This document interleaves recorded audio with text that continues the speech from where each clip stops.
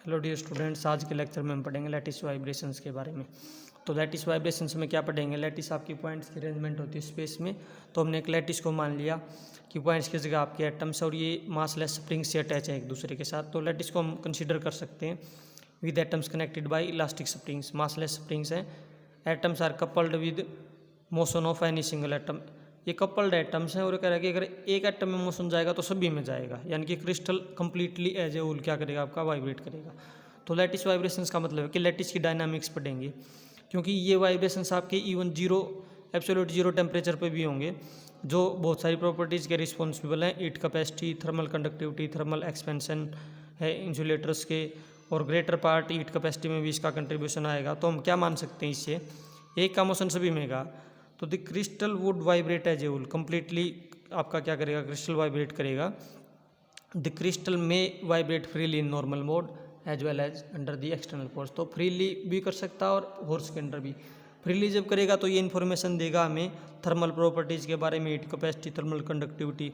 और forced oscillations जब होंगे तो एक अकाउस्टिकल ऑप्टिकल प्रॉपर्टीज़ बताएगा, जो आपकी डायटोमिक लैटिस में आएंगी आगे। अब नेक्स्ट पढ़ेंगे one dimensional mono atomic lattice. तो वन डायमेंशन में पढ़ेंगे लैटिस आपकी मोनो एटॉमिक होती है, एक डाई एटॉमिक। मोनो एटॉमिक का मीनिंग है सारे के सारे एटम्स आपके सेम है। तो ये लेके चले हम, लॉन्गिट्यूडनल होगा, एक ही डायरेक्शन होगी, एक्स डायरेक्शन में एटम्स पुट कर दिए, पोजीशन है n+1, n+2, n-1, n-, ये पोजीशन है अलग अलग। सारे के सारे लैटिस कांस्टेंट ए से क्या है आपके इंटर एटॉमिक स्पेसिंग है इनकी। तो हमने क्या माना, atoms are arranged on a straight line with constant inter atomic spacing a. ठीक है, एटम्स आर आइडेंटिकल, सारे के सारे आइडेंटिकल, सबका मास क्या है m। और हमने एक एटम को क्या माना, एक स्फीयर मान लिया। तो हम कह सकते हैं कि आपका जो लैटिस है उसके अंदर बहुत सारे स्फीयर्स हैं। स्फीयर हमने एटम को ही माना है, उनके बीच में जो इंटरेक्शन होगा सिर्फ नियरेस्ट नेबर तक जाएगा, यानी कि n है तो n+1 और n-1 तक। इसलिए इनको शॉर्ट रेंज फोर्सेज से भी करेक्टराइज किया जाता है। Each atom is connected with neighbours bye spring of force constant beta. ये फोर्स कांस्टेंट बीटा के साथ ये जो स्प्रिंग है, फोर्स कांस्टेंट आपने kx पढ़ा होगा पहले k, तो यहाँ पर हमने बीटा मान रखा है इसको, और हुक्सला इसके अंदर जो वैलिड होगा। अब इसके अकॉर्डिंग क्या ले लिया, अभी यहाँ से लेके चलेंगे। कह रहा कि हर एक जो एटम होगा वो सिंपल हार्मोनिक मोशन के साथ अपनी मीन पोजीशन के अराउंड क्या करेगा, वाइब्रेट करेगा। तो अब हम निकालेंगे फोर्स। फोर्स क्या होगा किसी एटम के ऊपर हुक्सला के अकॉर्डिंग। तो हम यहाँ पर फोर्स निकालेंगे nth एटम पे, किसके कारण होगा, नियरेस्ट नेबर तक इंटरेक्शन जाएगा n+1 और n-1 तक। तो ठीक है, दोनों का इफेक्ट आएगा।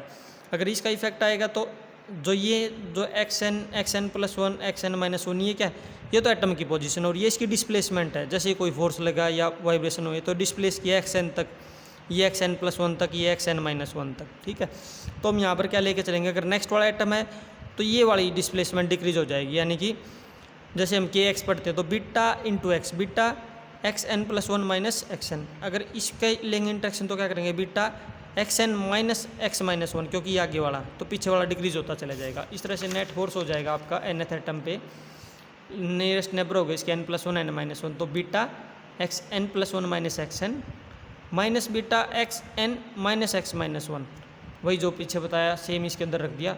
तो xn+1 और xn-1 हो जाएंगे पॉजिटिव, और ये -2 xn हो जाएगा यहाँ से। अब ये फोर्स आ गया। अब इसे बनाएंगे Newton's law of motion apply करेंगे, मास इक्वेशन निकालेंगे। मास होता है m×a, तो m एक्सेलरेशन को लिख सकते हैं d² xn/dt²। ये डिस्प्लेसमेंट आपकी दो बार स्क्वायर करोगे तो एक्सेलरेशन, ये हमने निकाल लिया, फोर्स यहाँ से इक्वल रख दिया।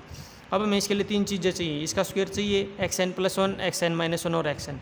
तो ये क्या कह रहा है कि एक प्लेन वेव की तरह इसका सोल्यूशन होगा a exponential iota omega t minus k n a, kx भी बोल देते हैं, n a का मतलब है n टाइम्स जो एटॉमिक स्पेसिंग थी a, डिस्प्लेसमेंट उसी के बराबर होगी आपकी।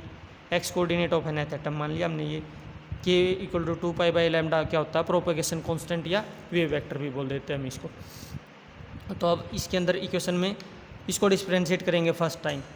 ठीक है, with respect iota omega outside आएगा, बस दो बार कर दोगे, एक और iota omega minus omega iota iota minus और omega square minus a omega square exponential this, ये फैक्टर बन गया।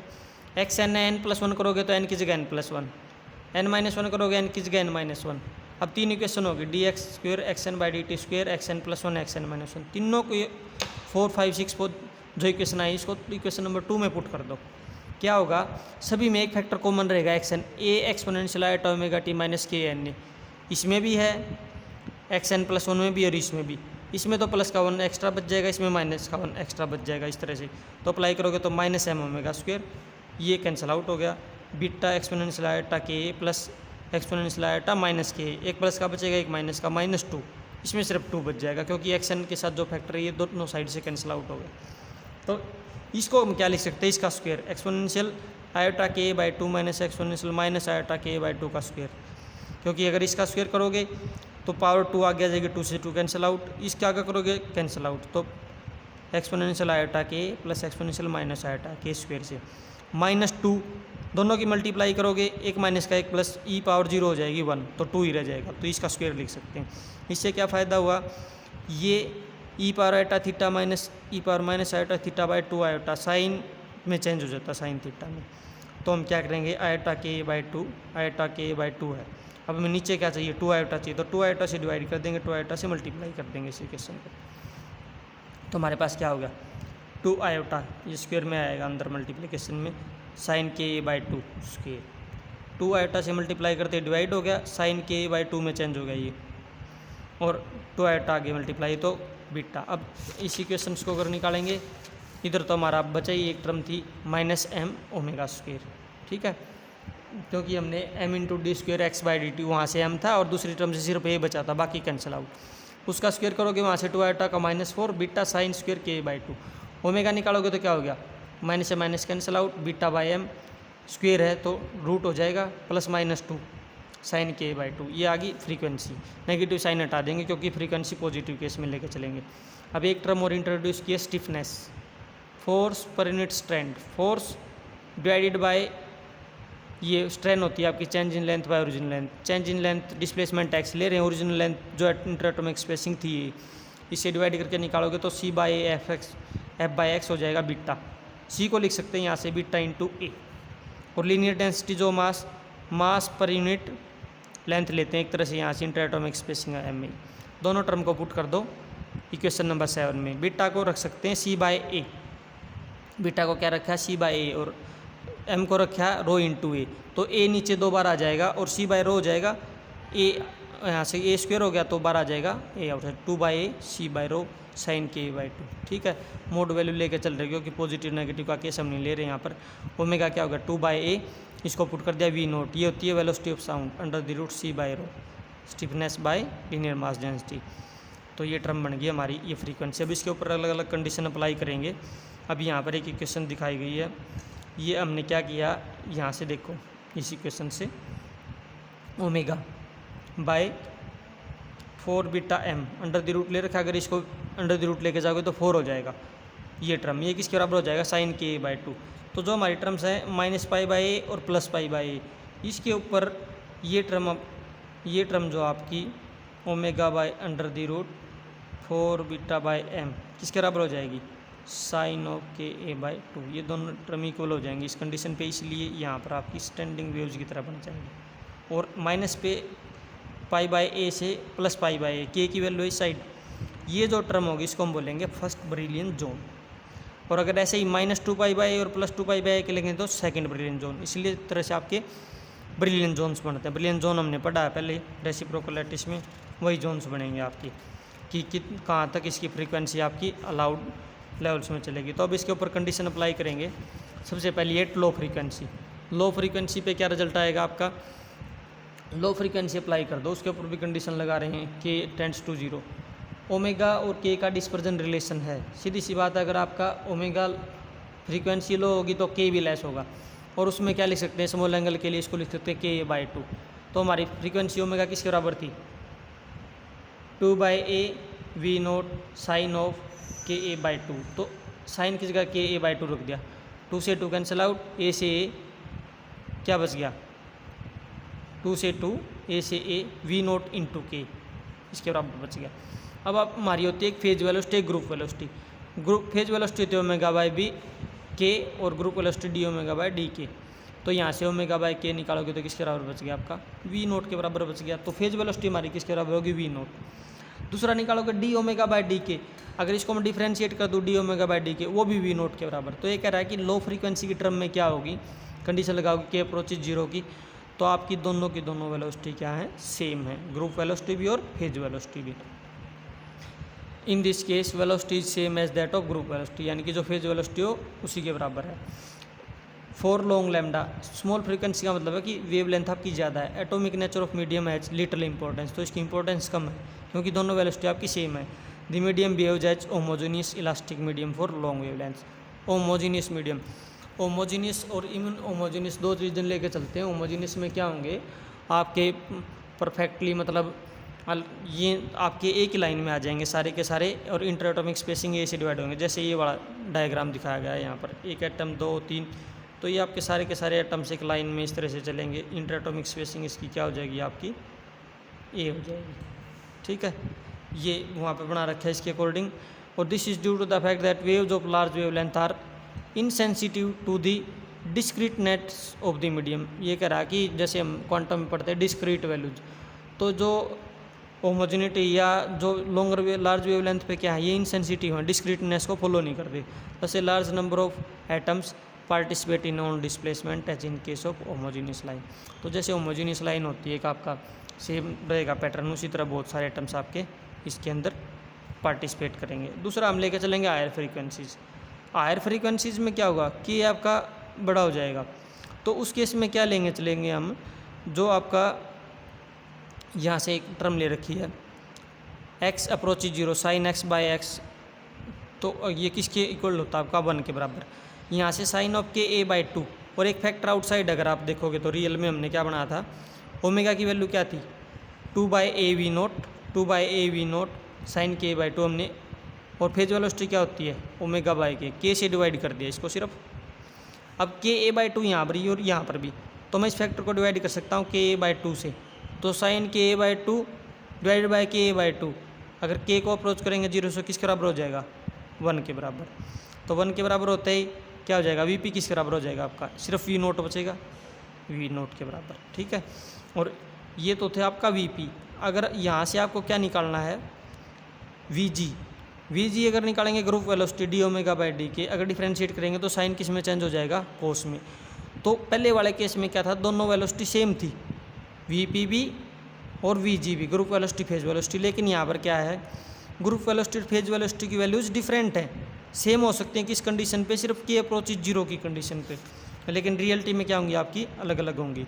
तो यहाँ पर स्टैंडिंग वेव्स भी बनती हैं, ये यहाँ पर मोशन दिखाए गए हैं आपके एटम्स के इस तरह से वेवलेंथ के अकॉर्डिंग। दो एटम्स के जो आपके क्या होंगे कंसिक्यूटिव एटम्स होंगे, अगर आप लेके चलोगे एक वेव बनती है जिस तरह से, तो ऊपर वाले एटम्स होंगे उनके बीच की डिस्टेंस को क्या दिखाएंगे वेवलेंथ से। अगर ये एटम ले गए ये इसकी डिस्प्लेसमेंट होती है लैटिस कांस्टेंट ए के बराबर।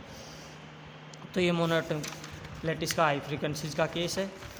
ये group velocity D omega by D के आगे हम पी नोट कोस के बाई 2 के बराबर हो जाएगा।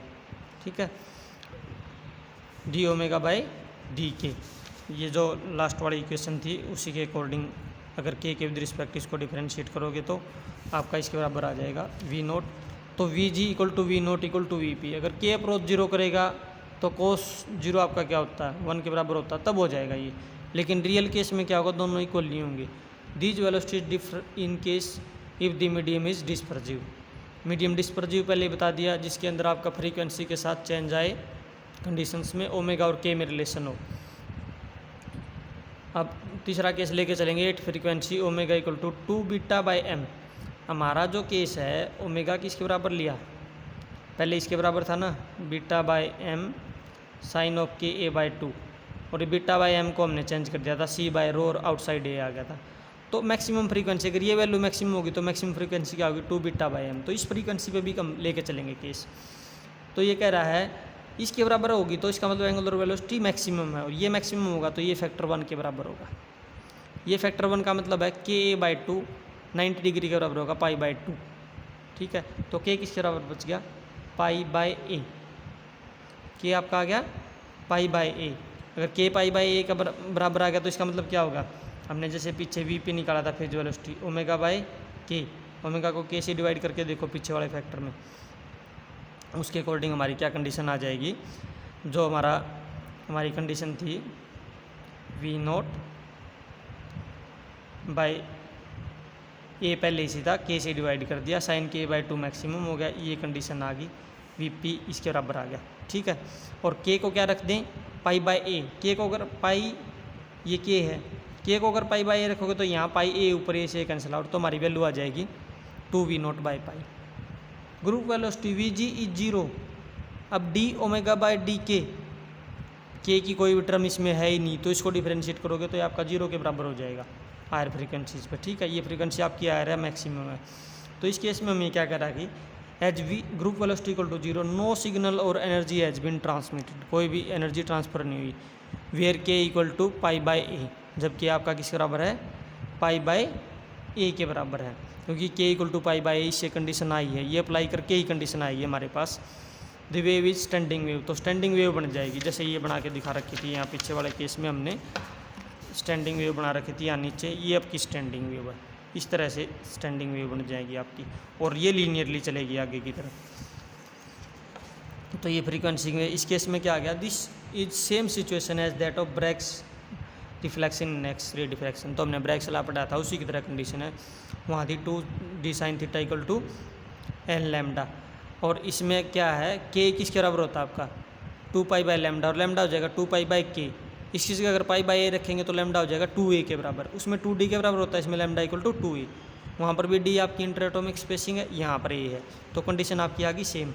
तो ये it follows that a maximum frequency omega equal to 2 beta by M which can be propagated through the chain. इसका मतलब ये बता रहा है कि ये फ्रीक्वेंसी एग्जिस्ट करेगी, और ये आपकी इस चैन के थ्रू क्या करेगी, प्रोपेगेट करेगी, क्योंकि ब्रैग्स लॉ की कंडीशन इसके अकॉर्डिंग भी आपकी फॉलो हो रही है।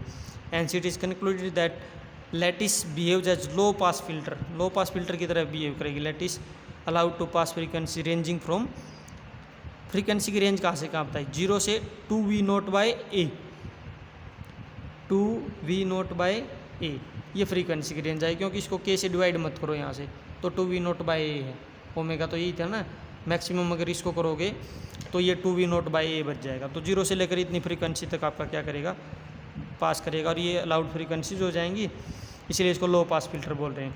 और वेलोसिटी ऑफ, अब इसमें क्या आगे जो ए आपका फ्यू आर्मस्ट्रॉन्ग का है, तो वेलोसिटी ऑफ साउंड किसके बराबर है, 10⁴ मीटर पर सेकंड के बराबर है। तो इससे हम ऑब्टेन कर सकते हैं मैक्सिमम वैल्यू फ्रीक्वेंसी की 10⁻14 हर्ट्ज, जो आपकी इंफ्रारेड रीजन में लाई करेगी। Thus there is no such limit in case of continuous string, लेकिन कंटिन्यूस स्ट्रिंग में ऐसी नहीं है, क्योंकि स्टैंडिंग वेव बनी है तब जाके रिजल्ट आया, मैक्सिमम वेलोसिटी हमने अटैच की है। अब इसी में एक चीज़ और आती है, बरीलियन जोन। वैसे तो पहले हमने पढ़ा बरीलियन जोन, बताया था उसमें -पाई बाई ए से +पाई बाई ए तक फर्स्ट जोन, -2 पाई बाई ए से 2 पाई बाई ए तक सेकंड जोन, +3 पाई बाई ए से -3 पाई बाई ए तक कौन सा हो गया, थर्ड जोन। इस तरह से फर्स्ट सेकंड थर्ड जोन बनेंगे। तो कंसिडर करने हमने vibrational motion of lattice corresponding to a frequency omega nought which lies in vibrational range में, जो फ्रीक्वेंसी ओमेगा नोट आपकी लाई कर रही है, ये इस पॉइंट पे मान लिया ओमेगा नोट। ठीक है, तो ये अलग अलग जोन पहले ही बता दिए, -पाई बाई से +pi by, first second third. First zone जो होगा सबसे ज़्यादा इंपॉर्टेंट का है, because it is dealing with periodic structure, periodic structure के साथ डीलिंग है। As we can see that the zones are symmetrical on both sides of omega. Omega का जो एक्सिस है उसके दोनों साइड क्या है, सिमेट्रिकल है। जैसे ये ओमेगा एक्सिस है +पाई बाई -पाई, तो सिमेट्रिकल है दोनों साइड इस तरह से। The value of k are converted और reduce to lie in first zone. कह रहा है कि के की जो वैल्यूज हैं, ये के वेक्टर आपका, ये के की वैल्यूज हैं सारी pi by, 2 pi by, -pi by, -2 पाई। तो इस वैल्यू को क्या कर सकते हैं हम, चेंज भी कर सकते हैं, रिड्यूस या कन्वर्ट कर सकते हैं। कैसे, सूटेबल इंटीग्रल मल्टीपल लगा देंगे 2 पाई बाई ए का। ठीक है, 2 पाई आपका कंप्लीट 360 डिग्री होता है, ये लैटिस की वो इंटरएटॉमिक स्पेस, इससे मल्टीप्लाई करके हम कोई भी रिड्यूस मल्टीप्लाई करके सूटेबल सा मटेरियल, उसके साथ क्या कर सकते हैं, उसको वापस फर्स्ट जोन के अंदर लेके आ सकते हैं। The new values of k will give the same results except with a different wavelength. तो डिफरेंट वेवलेंथ के साथ भी जो रिजल्ट आने हैं वही सेम रिजल्ट आएंगे, इसलिए सबसे ज़्यादा इंपॉर्टेंट आपका फर्स्ट जोन। अलग अलग जोन्स की वैल्यू आपको बता दी किस तरह से आएंगी। तो ये था हमारा मोनोटॉमिक